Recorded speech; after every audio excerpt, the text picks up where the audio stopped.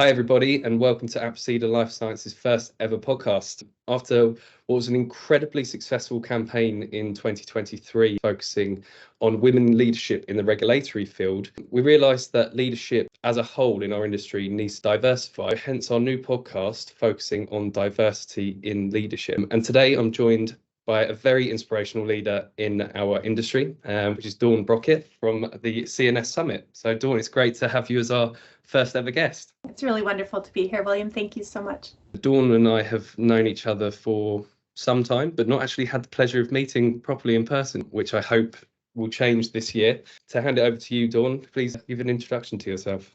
Dawn Brockett. I'm the Managing Director of CNS Summit and ISCDD. We serve as a community and meeting space in the life sciences. Thank you, Dawn. So what we wanted to do is to really understand you and your story, the challenges you've come through with diversity in leadership, how you've overcome them, and really the impactful knowledge that you have that can help our listeners either diversify in their own companies or those ambitious people that would like to really challenge themselves and get themselves into more senior leadership positions. Talk me through your background, Dawn. How did you get to where you are today?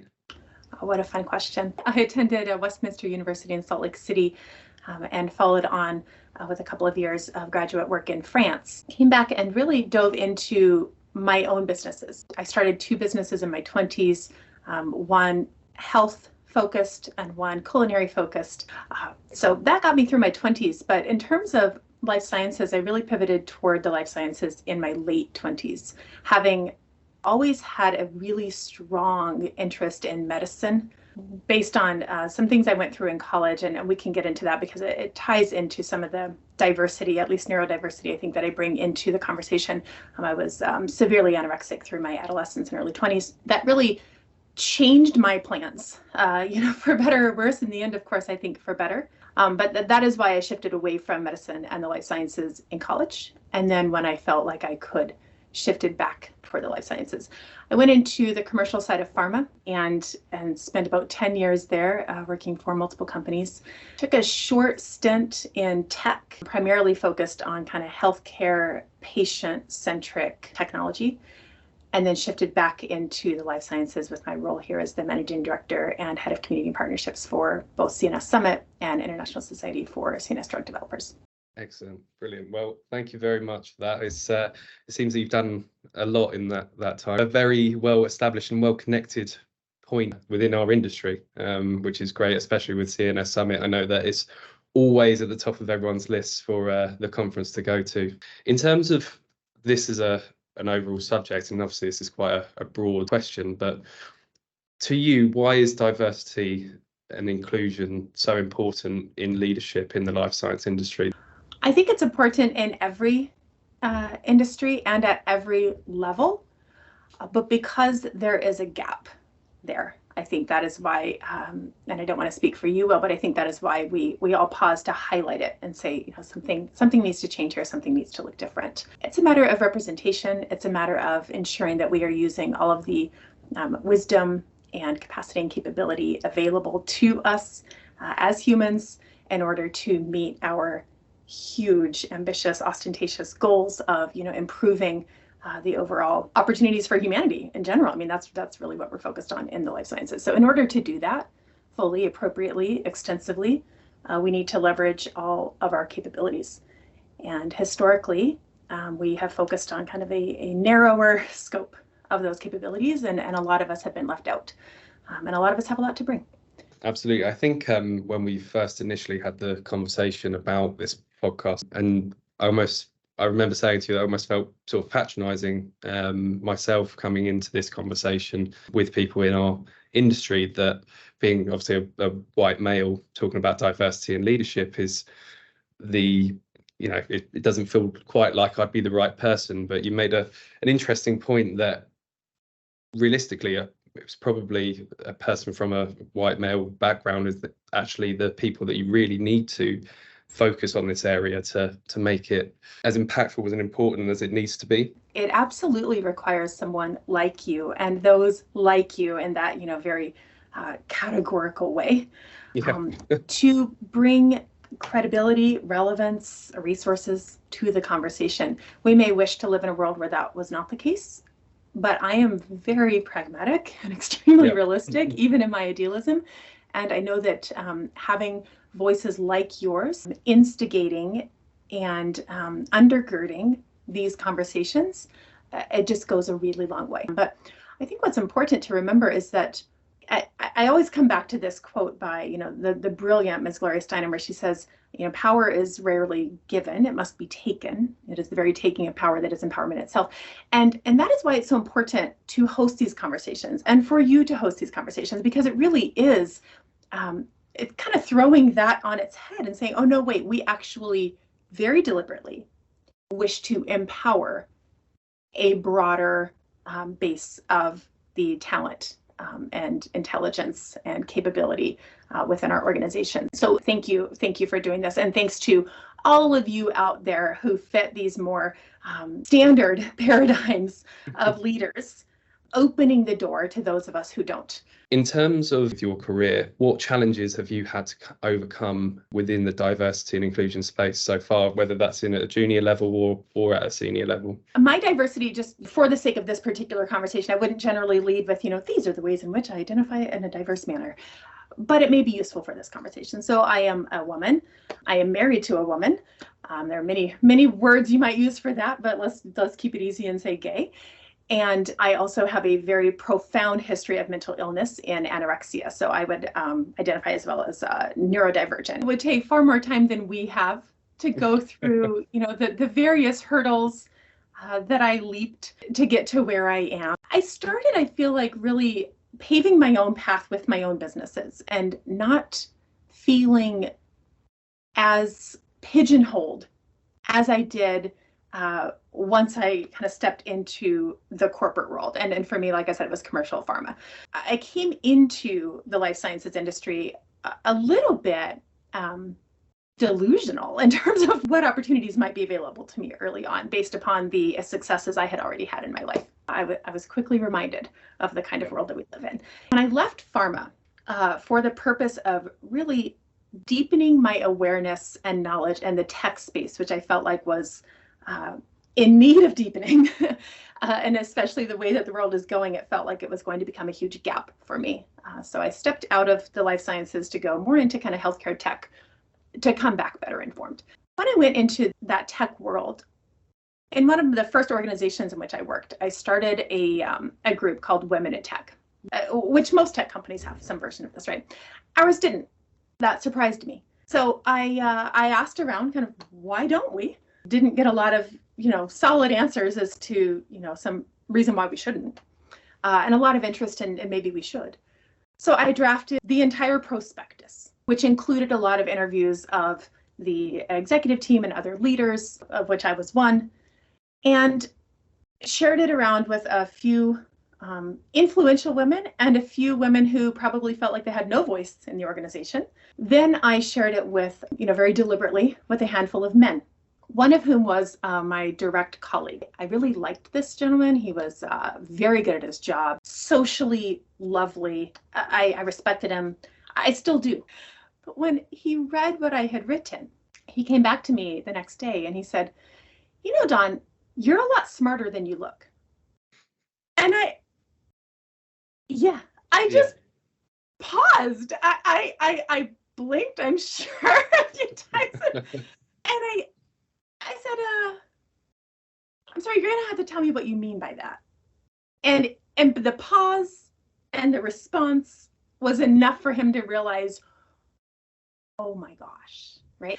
And I still like him, and he's a wonderful human, and he thankfully was able to, almost grovel an apology once he realized how ridiculous that was. But it begged so many questions around previous perception and perception of where my strengths lie and whether they're relevant, and why my actual strengths were not perceived and were surprising, and all of these things. And that's just one example of seemingly healthy, respectful colleague relationship, and how I had this moment of realizing, oh, I am seen in such a different way than I actually show up to work every day. educational a big thing when it comes to this, and how people, maybe were raised, or the situations that they grew up in, etc., which have caused them to have this misconception of people and their backgrounds, on that just because they're a woman or from a diverse background, that they're not smart or clever enough to come up with an idea like that or write something like you wrote. What's interesting is that was 5 years ago, right? Oh, wow. Okay, that's not that long.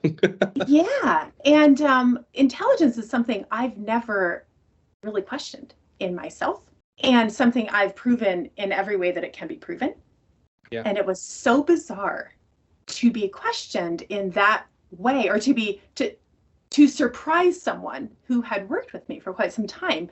It really reinforced for me, the depth of the assumptions. Absolutely. And the expectations, or the lowered expectations and the altered assumptions.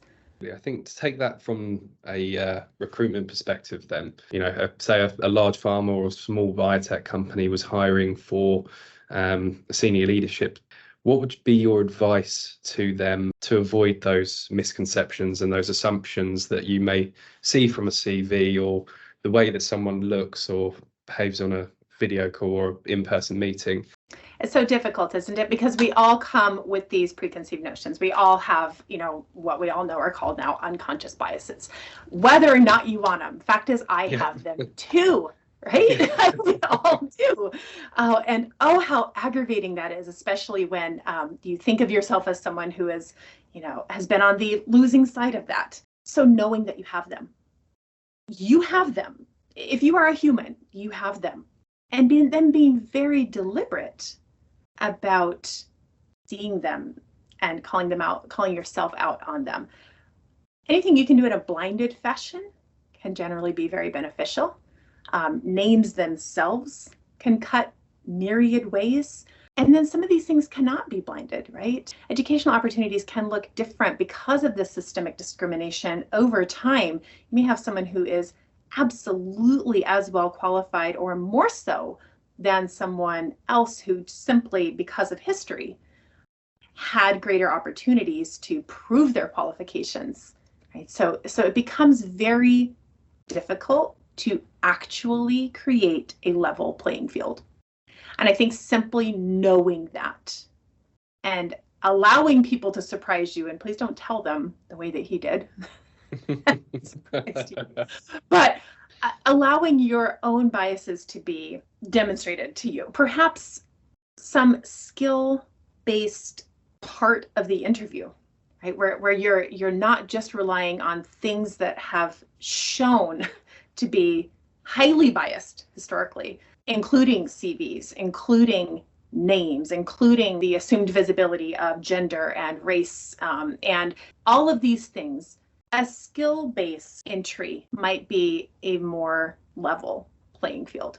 I certainly don't have the answer, but I think that the appropriate recognition of the depth of the intrinsic bias is a really important lens to bring to the conversation. And leaning in on anything that is just strictly merit or skill-based will probably result in a fairer decision-making process. Thank you for that, Dawn. I think that's definitely an important conversation to have. As you can imagine, we don't just see discrimination in that regard, but we also see positive discrimination as well, where, okay, we need to improve our ratios from male to female or different races, etc., which again is good that they are aware that they need to improve percentages, but it's still exactly the same. You can't just say you want to hire a female just because you want to tick a box to make sure that your company looks good. It needs to come from a real place rather than that tick box exercise that keeps coming and repeating itself in these conversations by the sounds of it. It's a bit tricky, I think, because I know that society is certainly pushing back on percentages and ensuring diverse representation. What I think is worth mentioning in this piece of the conversation is that without ensuring that there is diversity, all too often there will not be diversity, right? There will not be the diversity that would be possible and still meet every relevant measure and metric of competence and capability. So I fear a bit, having, again, kind of been on the business side of the discrimination bayonet too often. I fear this too soon backlash, far before we've actually achieved parity. I don't know, reducing the ways in which fairness is required. Because I think if we rely upon, I'm human too, so I'm calling myself out, if we rely upon, our good nature, we don't fare well in this area, relying on ourselves doing the right thing, because we start to lean into, well, I'm not sure if they're a good fit. Fit means they're probably not like the rest of us. Diversity means we don't want all of us to be the same, right? So if they're not a good fit, that might be a good thing. Yeah. There may be a thought that, a quiet thought that I don't want to hear this voice at the table. I don't want to run the risk of this person leapfrogging me. Wow, they seem quite capable and competent. That makes me nervous. I don't want to ever have to abide by a decision from this kind of person that I don't think should ever be telling me what to do, right? These kinds of things, this like emotional undergirding around who we are and what we're worth and what others are worth and who we'll listen to and who we won't. This is such a core part of the conversation that is not managed by FDA guidance, and it's not managed by corporate structure, and it's not managed by memos. Yeah. I think it really requires a much more genuine, honest self-awareness to recognize that all of those applicants have as much right to self-determination as you do. If you were from a diverse background applying for a position, what advice would you give when moving forward to a leadership role? If you are on the other side of that, you are an applicant, and you maybe check some of these diversity boxes, how do you open doors for yourself? What does that look like? And not even really knowing what you're up against, because each organization will behave a bit differently along these lines, and the reasons you will be given for not being selected may or may not be true, may or may not be comprehensive, so you don't really know what you're up against, right? I was always kind of unapologetically tough in certain areas. I chose the battles I wished to fight. I selected the hills on which I would die. For me, compensation was a hill. It's also not something people are super comfortable talking about. So even today, even after all that has been thrown at this conversation for decades, even after we know that women are graduating at a higher rate with higher academic credentials and bring benefit, whether they're leading a country or leading a board, all the data's in. We still get paid 82% of men doing the same work. That gets under my skin and lights a fire, right? So that is a hill on which I have always died. And then there are other hills. And I realize, these are uncomfortable conversations because you're not going to get it all. No one does, not even white males, right? So I think going in and knowing what is most important to you, understanding the organization, not leaning on the hope that you will be a diversity hire, but showing up in your full capability and competency. I think those are really good starting points. Very, very good advice. I think the best bit there is just being unapologetically yourself. You wouldn't go into a recruitment process with a company that's fully office-based if you required fully home-based. That's something that you'll need for your own personal life, and you're not going to be apologetic about that. So why be apologetic about salary or anything that could be determined because of diversity of your background? So that's very, very good advice. What commitment would you want to see moving forward, whether that's 2024 or in 10 years, from these organizations to ensuring that diversity comes from the right place and it isn't just a tick box exercise? I think recognizing that it is a sharing of power. That is not something we do well or easily as adult humans. It is a deliberate opening of the door and allowing the unknown, the other, into a powerful position that may one day affect you.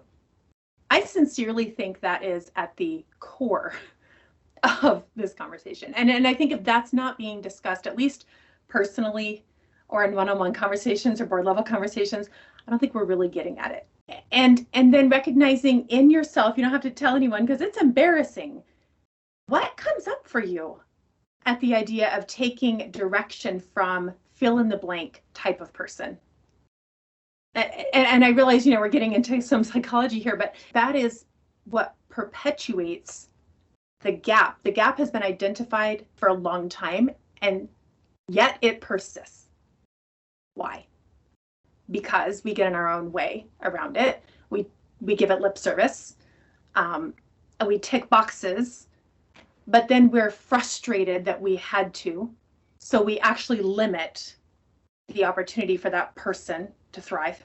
So I think being real honest about the importance of the conversation, and then creating structures by which we're checking in to ensure that continuity. I've done this before. I've hired at slightly less than what I wanted to be paid, at slightly less of the position than I wanted to be, and said, in 3 months, I want to be here and here, compensation and title. But in 3 months, we're talking and we're going to be here and here, or I'm leaving.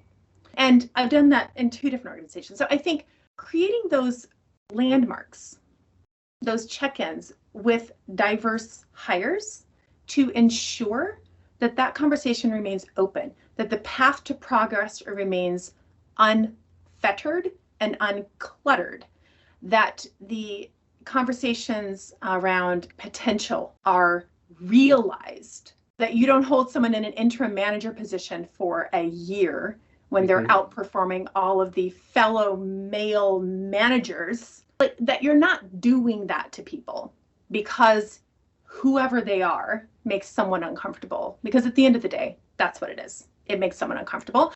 And that's a terrible reason to not encourage people in your organization to thrive and do their best, because all that does is benefit you. So I think having those check points and those very realistic conversations, and then certainly organizations within your organization that hold those ethics dear, like the Women in Technology group, or somebody that's overseeing this process, because it matters. Absolutely. Without people like yourself driving it and bringing that education, which I think is the biggest thing for me personally with these sorts of conversations, is being educated, and so that you can control that unconscious bias for those sorts of situations. That's the only way that things are going to change moving forward. One of the things that we discussed earlier last year before the conversation was around mentorship and how critical mentorship is within leadership. What do you mean by that? How does mentorship work within this type of conversation? I hold mentorship dear. I have written and implemented many mentoring programs. I teach a program at a university here in Idaho around mentoring.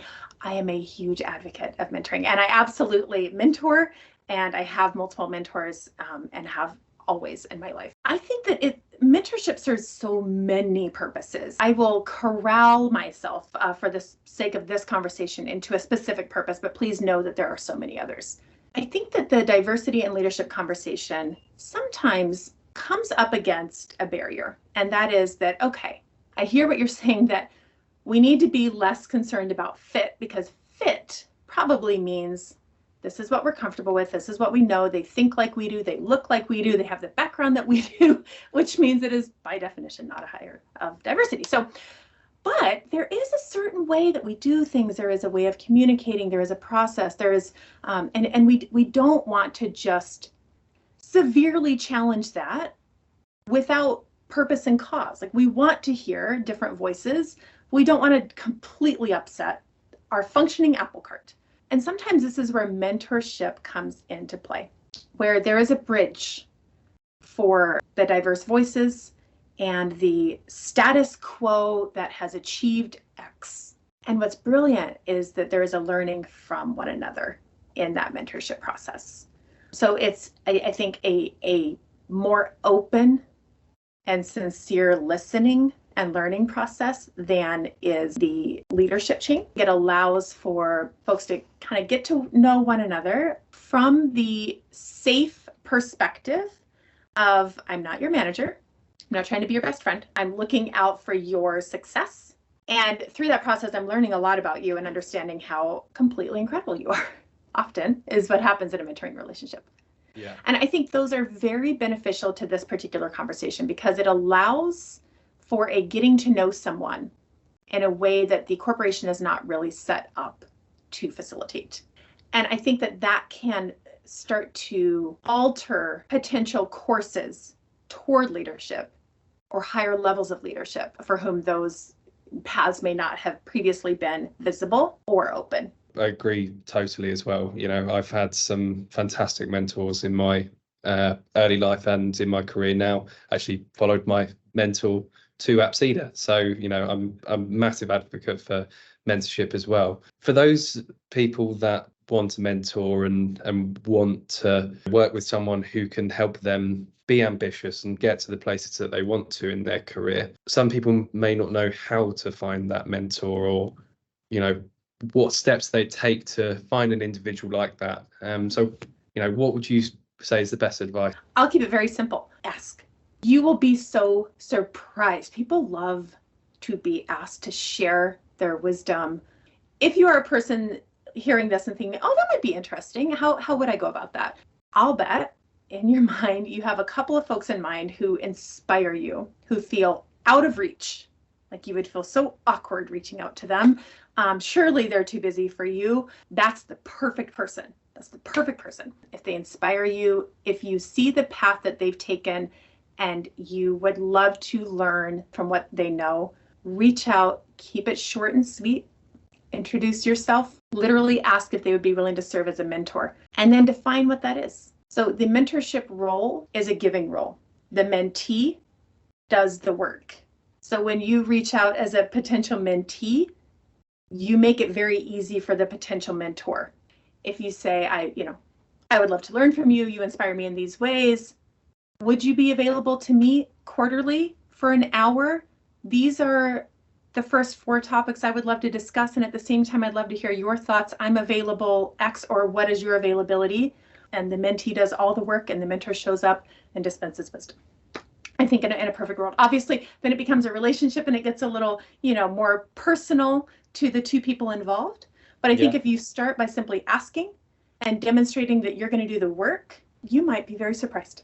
I think on the other side of that as well, being a mentor that teaches fantastic leadership qualities for people as well, for those that are ambitious to go into management roles too. From everything we've discussed today, Dawn, I really appreciate all of the points and stories that you've shared with us.